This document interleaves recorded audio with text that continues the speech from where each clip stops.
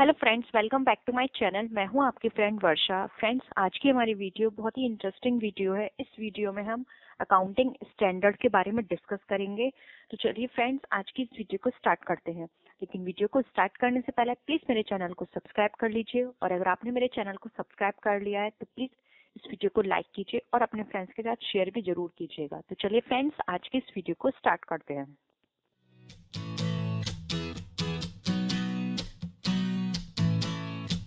Accounting standard 1 जो कि related है अकाउंटिंग पॉलिसीज से। अकाउंटिंग स्टैंडर्ड 2 ये रिलेटेड है इन्वेंट्री से। अकाउंटिंग स्टैंडर्ड 3 ये रिलेटेड है कैश फ्लो स्टेटमेंट से। अकाउंटिंग स्टैंडर्ड 4 ये रिलेटेड है कंटीजेंसीज इवेंट से। फ्रेंड्स, इस वीडियो को अपलोड करने का पर्पस यही था कि आप कॉमर्स से रिलेटेड जितने भी एग्जाम की तैयारी कर रहे हैं, चाहे वो आपका एमडीएस, केवीएस या फिर नेट एग्जाम क्यों ना हो, इवन आप इससे रिलेटेड, कॉमर्स से रिलेटेड किसी और भी एग्जाम की तैयारी क्यों ना कर रहे हो, ये अकाउंटिंग स्टैंडर्ड्स आपके लिए बहुत ही इंपॉर्टेंट है, क्योंकि ये हर एग्जाम में पूछे जाते हैं। नेक्स्ट है अकाउंटिंग स्टैंडर्ड 5 जो कि रिलेटेड है प्रायर पीरियड से। नेक्स्ट है अकाउंटिंग स्टैंडर्ड 6 जो कि रिलेटेड है डेप्रिसिएशन से। अकाउंटिंग स्टैंडर्ड 7 कंस्ट्रक्शन से रिलेटेड है। Accounting standard 8 research and development से रिलेटेड है। अकाउंटिंग स्टैंडर्ड 9 रेवेन्यू रिकॉग्निशन से रिलेटेड है। अकाउंटिंग स्टैंडर्ड 10 फिक्स असेट से रिलेटेड है। Accounting standard 11 foreign exchange rate से रिलेटेड है। अकाउंटिंग स्टैंडर्ड 12 गवर्नमेंट ग्रांट से रिलेटेड है। अकाउंटिंग स्टैंडर्ड 30 इन्वेस्टमेंट से रिलेटेड है। अकाउंटिंग स्टैंडर्ड 14 अमलगमेशन से रिलेटेड है। अकाउंटिंग स्टैंडर्ड 15 रिटायरमेंट से रिलेटेड है, जबकि अकाउंटिंग स्टैंडर्ड 16 जो है वो है बोरोइंग से रिलेटेड। अकाउंटिंग स्टैंडर्ड 17 सेगमेंट से रिलेटेड है। अकाउंटिंग स्टैंडर्ड 18 रिलेटेड पार्टी से रिलेटेड है। अकाउंटिंग स्टैंडर्ड 19 रिलीज से रिलेटेड है। अकाउंटिंग स्टैंडर्ड 20 ईपीएस से रिलेटेड है। अकाउंटिंग स्टैंडर्ड 21 कंसोलिडेटेड से रिलेटेड है। अकाउंटिंग स्टैंडर्ड 22 टैक्स से रिलेटेड है। अकाउंटिंग स्टैंडर्ड 23 असेसमेंट से रिलेटेड है। अकाउंटिंग स्टैंडर्ड 24 कंटिन्यूटी से रिलेटेड है। अकाउंटिंग स्टैंडर्ड 25 इंटरिम से रिलेटेड है। अकाउंटिंग स्टैंडर्ड 26 इंटेंजिबल से रिलेटेड है। अकाउंटिंग स्टैंडर्ड 27 ज्वाइंट वेंचर से रिलेटेड है। अकाउंटिंग स्टैंडर्ड 28 इम्पेयरमेंट से रिलेटेड है। अकाउंटिंग स्टैंडर्ड 29 जो है हमारा वो रिलेटेड है कंटिंजेंट असेट्स एंड लायबिलिटी से। अकाउंटिंग स्टैंडर्ड 13 हमारा रिकॉग्निशन एंड मेजरमेंट से रिलेटेड है। अकाउंटिंग स्टैंडर्ड 31 हमारा प्रेजेंटेशन से रिलेटेड है। अकाउंटिंग स्टैंडर्ड 31 हमारे डिस्क्लोजर से रिलेटेड है। फ्रेंड्स, इस वीडियो को देखने के बाद आपके अकाउंटिंग स्टैंडर्ड्स आपको इजीली याद हो जाएंगे, क्योंकि इसमें हमने वो सारे क्वेश्चंस को इस तरह से बनाया है कि आपको सारे अकाउंटिंग स्टैंडर्ड्स याद हो जाएंगे। चलिए फ्रेंड्स, वीडियो को स्टार्ट करते हैं। फर्स्ट है हमारा question, constructions contract related to, यानी कि फ्रेंड्स कंस्ट्रक्शन कॉन्ट्रैक्ट जो होता है वो किससे रिलेटेड होता है।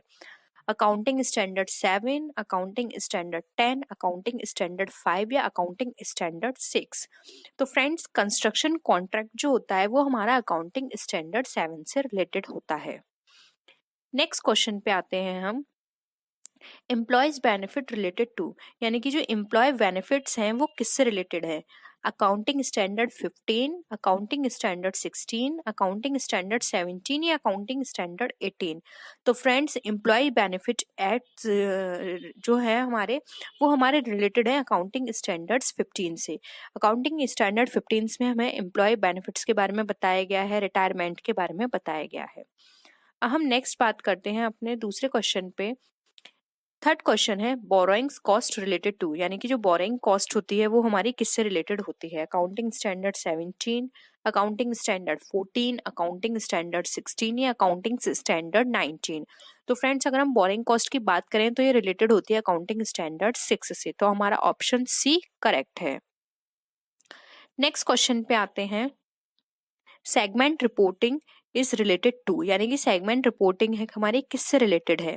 Accounting standard 17, accounting standard 14, accounting standard 16 या अकाउंटिंग स्टैंडर्ड 19। तो फ्रेंड्स अगर हम सेगमेंट रिपोर्टिंग की बात करें तो ये हमारे रिलेटेड है 17 से, तो ऑप्शन 1 जो है हमारा करेक्ट आंसर है। नेक्स्ट क्वेश्चन पे मूव करते हैं। Disclosure of accounting policies related to, यानी कि जो डिस्क्लोजर ऑफ अकाउंटिंग पॉलिसीज है वो हमारी किससे रिलेटेड है? Accounting standard 1, accounting standard 2, accounting standard 3 या अकाउंटिंग स्टैंडर्ड 5। तो friends disclosure of accounting policies हमारे रिलेटेड है अकाउंटिंग स्टैंडर्ड 1 से, तो हमारा ऑप्शन ए हमारा करेक्ट आंसर है। नेक्स्ट क्वेश्चन पे आते हैं। Valuation of inventory is related to, यानी कि जो वैल्यूएशन है इन्वेंट्री का वो हमारा किससे रिलेटेड है? Accounting standard 1, accounting standard 2, accounting standard 3, accounting standard 5। तो फ्रेंड्स अगर हम वैल्यूएशन की बात करें कि इन्वेंट्री का वैल्यूएशन जो है वो कहाँ बताया गया है, तो फ्रेंड्स ये बताया गया है हमारा अकाउंटिंग स्टैंडर्ड 2 में। नेक्स्ट क्वेश्चन पे आते हैं हम। डेप्रिशिएशन अकाउंटिंग रिलेटेड टू, यानी कि जो डेप्रिशिएशन अकाउंटिंग है वो हमारी किससे रिलेटेड है? Accounting standard 6, accounting standard 5, accounting standard 4 या फिर अकाउंटिंग स्टैंडर्ड 3 से। तो फ्रेंड्स डेप्रिशिएशन अकाउंटिंग हमारी रिलेटेड है फ्रेंड्स 6 से, तो यहाँ पे हमारा ए ऑप्शन जो है करेक्ट है। नेक्स्ट आते हैं नेट प्रॉफिट और loss for the period items and change in accounting policies related to, यानी कि फ्रेंड्स नेट प्रॉफिट और लॉस की बात करें तो ये हमारे किस अकाउंटिंग स्टैंडर्ड से रिलेटेड है? यहाँ पे हमारे पास ऑप्शंस हैं accounting standard 6, accounting standard 5, accounting standard 4 या अकाउंटिंग स्टैंडर्ड 3। तो फ्रेंड्स अगर हम नेट प्रॉफिट एंड लॉस की बात करें तो ये हमारा रिलेटेड है अकाउंटिंग स्टैंडर्ड 5 से, तो ऑप्शन 2 हमारा राइट आंसर है। नेक्स्ट क्वेश्चन पे मूव करते हैं।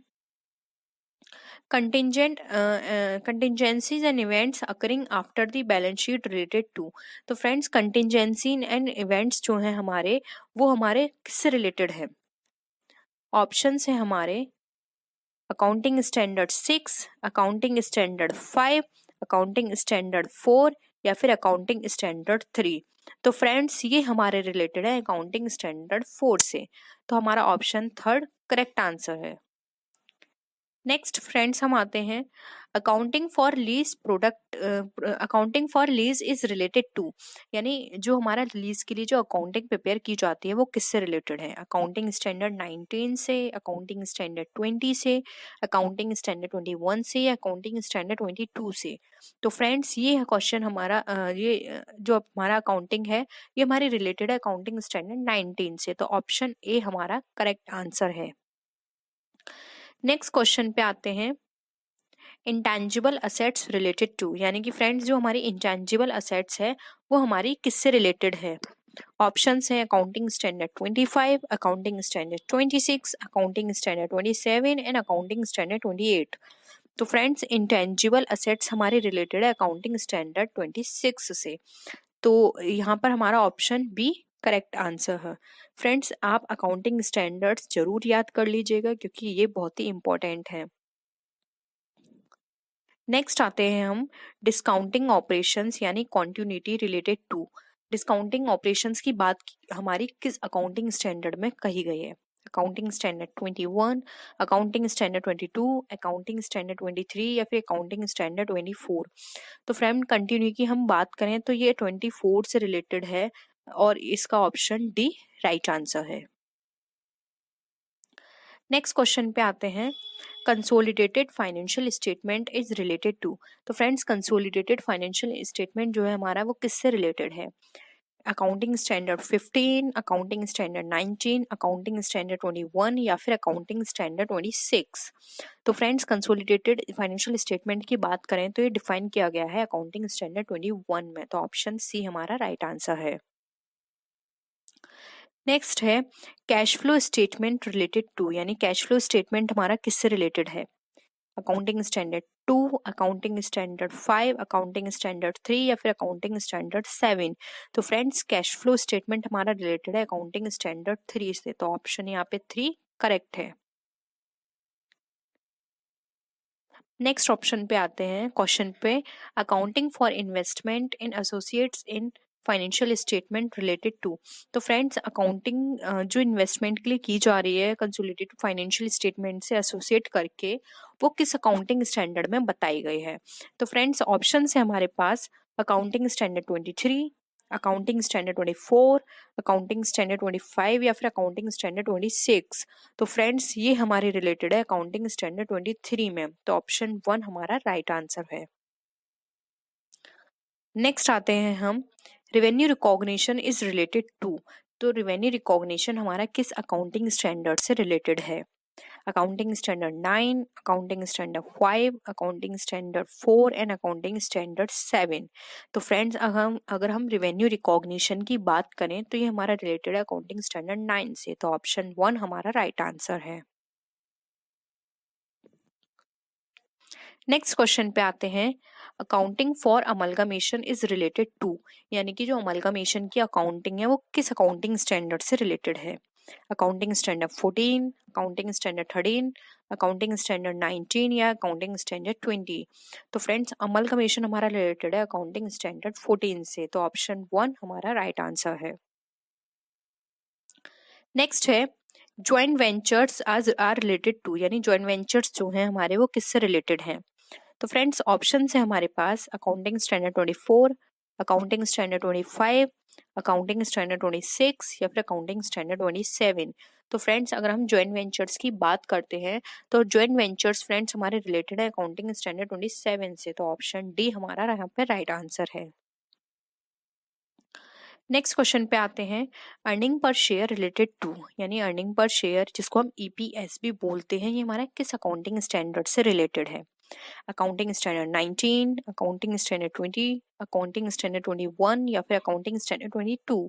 तो फ्रेंड्स ईपीएस हमारा रिलेटेड होता है अकाउंटिंग स्टैंडर्ड 20 से, जो कि हमारा यहाँ पे बी ऑप्शन जो है करेक्ट है। नेक्स्ट आते हैं, रिलेटेड पार्टी डिस्क्लोजर्स हमारे किस अकाउंटिंग में स्टैंडर्ड में बताए गए हैं। Accounting standard 15, accounting standard 17, accounting standard 18 या फिर अकाउंटिंग स्टैंडर्ड 19। तो फ्रेंड्स अगर हम रिलेटेड पार्टी डिस्क्लोजर की बात करते हैं तो ये डिफाइन किए गए हैं 18 के अंदर, तो यहाँ पे हमारा थर्ड ऑप्शन जो है वो करेक्ट है। नेक्स्ट क्वेश्चन पे आते हैं, accounting for research and development is related to. तो accounting for research and development हमारा किससे रिलेटेड है। Accounting standard 4, accounting standard 8, accounting standard 11 या अकाउंटिंग स्टैंडर्ड 15। तो फ्रेंड्स रिसर्च एंड डेवलपमेंट की बात करते हैं तो ये अकाउंटिंग स्टैंडर्ड 8 से रिलेटेड है। अकाउंटिंग स्टैंडर्ड 8 में रिसर्च एंड डेवलपमेंट के प्रोविजंस के बारे में बताया गया है, तो यहाँ पे ऑप्शन हमारा बी करेक्ट है। नेक्स्ट क्वेश्चन पे आते हैं, accounting for fix assets is related to. यानी कि फ्रेंड्स फिक्स असेट से रिलेटेड जो अकाउंटिंग के प्रोविजंस हैं वो कहाँ डिफाइन किए गए हैं। अकाउंटिंग स्टैंडर्ड 16 में, अकाउंटिंग स्टैंडर्ड 10 में, अकाउंटिंग स्टैंडर्ड 15 में या फिर अकाउंटिंग स्टैंडर्ड 11 में। तो friends accounting for fix assets की बात करें तो ये डिफाइन किए गए हैं 10 में, तो यहाँ पे हमारा ऑप्शन बी करेक्ट है। नेक्स्ट क्वेश्चन पे आते हैं, the effect of changes in foreign exchange rate is related to. ये हमारा किससे रिलेटेड है। अकाउंटिंग स्टैंडर्ड 10 से, अकाउंटिंग स्टैंडर्ड 11 से, अकाउंटिंग स्टैंडर्ड 12 से या फिर अकाउंटिंग स्टैंडर्ड 13 से। तो फ्रेंड फॉरेन एक्सचेंज के प्रोविजंस के बारे में बात करें तो ये डिफाइन किए गए हैं अकाउंटिंग स्टैंडर्ड 11 में, तो ऑप्शन बी हमारे यहाँ पे करेक्ट है। नेक्स्ट क्वेश्चन पे आते हैं, accounting for investment is related to. यानी कि इन्वेस्टमेंट से रिलेटेड अकाउंटिंग्स को कहाँ पे डिफाइन किया गया है। तो फ्रेंड्स यहाँ पे ऑप्शंस हमारे गिवन है accounting standard 11, accounting standard 12, accounting standard 13 या फिर अकाउंटिंग स्टैंडर्ड 14। तो फ्रेंड्स यहाँ पर अकाउंटिंग स्टैंडर्ड 13 में हमारे इन्वेस्टमेंट के अकाउंटिंग के बारे में प्रोविजंस गिवन है, तो यहाँ पे ऑप्शन थर्ड हमारा करेक्ट आंसर है। नेक्स्ट क्वेश्चन पे आते हैं, accounting for government grants related to, यानी कि गवर्नमेंट ग्रांट्स के बारे में अकाउंटिंग के प्रोविजंस किस में डिफाइन किए गए हैं? Accounting standard 11, accounting standard 12, accounting standard 13 या फिर अकाउंटिंग स्टैंडर्ड 14। तो फ्रेंड्स यहाँ पर आप 11 पढ़ चुके हैं, 13 पढ़ चुके हैं, 14 पढ़ चुके हैं, तो इसका आप आंसर इजिली दे सकते हैं। यहाँ पे इसका आंसर है 12, जो कि है इसका ऑप्शन बी। नेक्स्ट आते हैं हम accounting for taxes on income related to, यानी कि जो टैक्स से रिलेटेड जो अकाउंटिंग है उसके प्रोविजंस कहाँ गिवन है? अकाउंटिंग स्टैंडर्ड 11 में, अकाउंटिंग स्टैंडर्ड 23 में, अकाउंटिंग स्टैंडर्ड 22 में या फिर अकाउंटिंग स्टैंडर्ड 14 में। तो फ्रेंड्स अगर हम यहाँ पे टैक्सेस की बात करें कि इसके प्रोविजंस कहाँ गिवन है, तो इसके प्रोविजंस गिवन है अकाउंटिंग स्टैंडर्ड 22 में। तो ऑप्शन सी यहाँ पे हमारा करेक्ट आंसर है। नेक्स्ट आते हैं financial instruments recognition and measurement related to, यानी कि financial instrument recognition and management के जो प्रोविजंस हैं वो हमें कहाँ गिवन है? ऑप्शंस है 30, 15, 29 या फिर 28। तो फ्रेंड्स अगर हम प्रोविजंस वो financial instrument recognition and measurement की बात करें तो ये हमारे 13 में गिवन है। ऑप्शन यहाँ पे 1 हमारा करेक्ट आंसर है। नेक्स्ट है impairment of assets related to, यानी कि जो इम्पेयरमेंट ऑफ असेट्स के लिए प्रोविजंस जो हैं वो हमारे कहाँ पे गिवन है? तो फ्रेंड्स यहाँ पर अगर हम इसकी बात करें तो इसका आंसर ऑप्शंस पहले बात कर लेते हैं। तो ऑप्शन है accounting standard 13, accounting standard 15, accounting standard 29 या फिर अकाउंटिंग स्टैंडर्ड 28। तो फ्रेंड्स अगर इम्पेयरमेंट की बात करें तो अकाउंटिंग स्टैंडर्ड 28 में गिवन है और यहाँ पे ऑप्शन हमारा डी करेक्ट आंसर है। नेक्स्ट है डिस्क्लोजर्स रिलेटेड टू, डिस्क्लोजर्स हमारे किससे रिलेटेड हैं? Accounting standard 13, accounting standard 28, accounting standard 29 या फिर अकाउंटिंग स्टैंडर्ड 31। तो फ्रेंड्स डिस्क्लोजर्स से रिलेटेड प्रोविजंस जो हैं वो हमारे यहाँ पर अगर हम बात करें कि किससे रिलेटेड हैं तो यहाँ पर ये रिलेटेड है 31 से। तो ऑप्शन डी यहाँ पे हमारा करेक्ट ऑप्शन है। Next and the last question है आज की हमारी इस वीडियो का, contingent assets and liabilities is related to, यानी कंटिजेंट असेट्स एंड लायबिलिटीज हमारी किससे रिलेटेड हैं? Accounting standard 13, accounting standard 28, accounting standard 29 या फिर अकाउंटिंग स्टैंडर्ड 31। तो friends contingent assets and liabilities की बात करें हम तो ये हमारे रिलेटेड है 29 से। तो ऑप्शन सी हमारा यहाँ पे करेक्ट है। तो फ्रेंड्स ये थी हमारी आज की वीडियो। आई होप आपको वीडियो पसंद आया होगा। वीडियो पसंद आए तो वीडियो को लाइक कीजिए, अपने फ्रेंड्स के साथ शेयर कीजिए। फ्रेंड्स इस वीडियो में हमने सारे अकाउंटिंग स्टैंडर्ड्स को इंक्लूड किया है। आई होप आपको अकाउंटिंग स्टैंडर्ड्स क्लियर हो गए होंगे। और अगर किसी भी तरह की कोई भी क्वेरी हो तो आप नीचे कमेंट सेक्शन में लिख सकते हैं। हम कोशिश करेंगे जल्द से जल्द उसको पूरा करने की।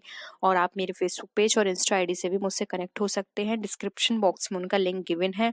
तो फ्रेंड्स नेक्स्ट वीडियो में हम फिर मिलते हैं और भी अच्छी वीडियोस के साथ। तब तक के लिए बाय बाय।